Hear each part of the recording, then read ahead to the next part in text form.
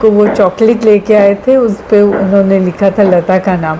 तो उन्होंने अभी तक वो प्रिजर्व्ड है फ्रिज में, वो रखा हुआ है डब्बा विथ लताज नेम।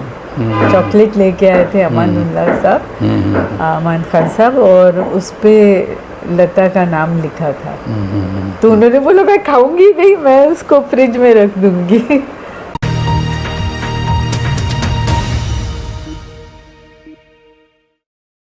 तो अमान साहब तो आपको मालूम है, वो तो बिल्कुल आशिक थे दीदी के भी, और इनके गाना। हाँ, हम वल्ला बहुत अच्छी लगती गानी हमको उसकी।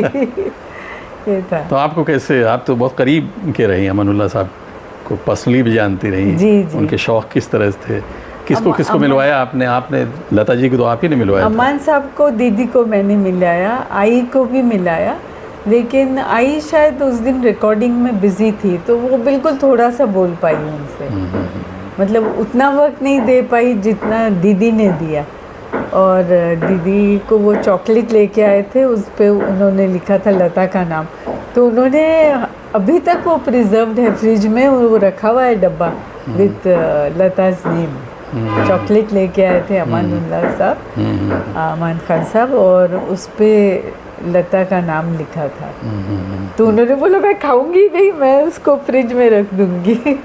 तो वो अभी भी फ्रिज में है दादाजी के हैं। हाँ, दीदी के पेडर रोड वाले घर में। वाह। तो आप इस तरह के शौक, अमानुल्लाह साहब जैसा जो है कोई इतना शौकीन कभी देखा आपने अपनी फिल्म इंडस्ट्री को इस तरह से? नहीं, वो भी जद्दा का आदमी, इतना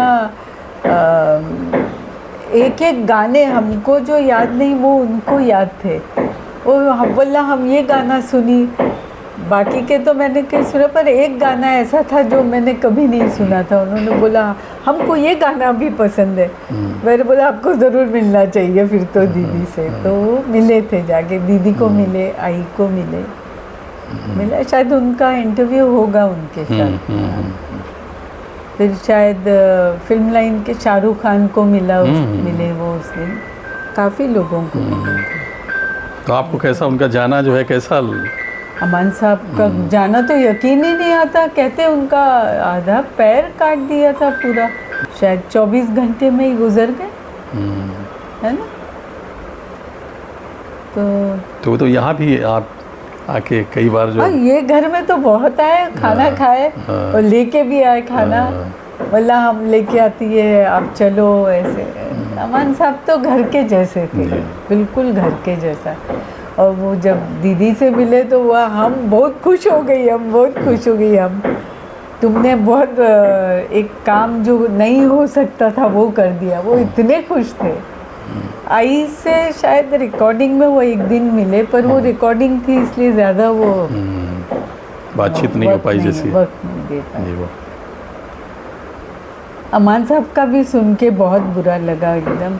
मतलब सोचा नहीं था कि उनके साथ वो इतने जल्दी चले जाएंगे ना। इतनी उम्र भी नहीं थी। और कल ही बात हुई, कल ही उनके घर में जो बड़ा वाला बेटा था शायद रफ़ी, तो उन्होंने बोला कि अब्बा का इधर से पैर ही काट दिया था पूरा। बोले वो फिर बस 24 घंटे में चले गए। तो मैंने बोला कि मैंने सुना हार्ट अटैक। बोले हार्ट अटैक तो हुआ, लेकिन 24 घंटे पहले उनका ऑपरेशन हुआ था जिसमें पैर यहाँ जांघ से काट दिया। अरे मैंने बोली इससे तो बॉम्बे आते, कम से कम शायद बॉम्बे में उनका पैर बच जाता है ना। तो आपको वो भी जाहिर है सबको अफसोस उनका जाने का। हाँ, अमान साहब शायद आई से 1 महीना पहले या 2 महीने पहले गए, और दीदी शायद पहले गई थी ना। दीदी पहले जा चुकी है। दीदी पहले गई, बहुत पहले। वो तो अभी उषा मौसी है, और दीदी मीना मौसी है, और एक भाई है। लेकिन एक इंस्टीट्यूशन ऑफ म्यूज़िक बोल दीजिए, मतलब जो भी है सोच नहीं सकते कि एक मराठी क्लैन के लोग इतनी अच्छी फसी उर्दू और म्यूज़िक में इतना आगे, है ना।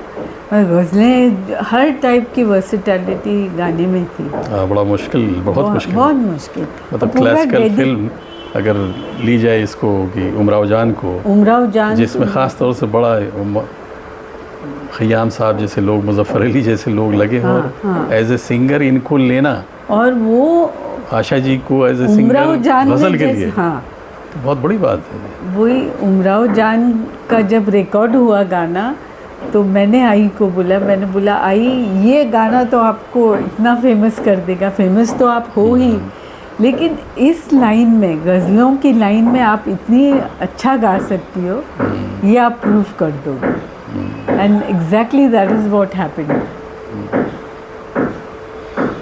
तो बहुत बहुत शुक्रिया आपका, आपका वक्त जी, thank you। थैंक यू, बहुत बहुत शुक्रिया।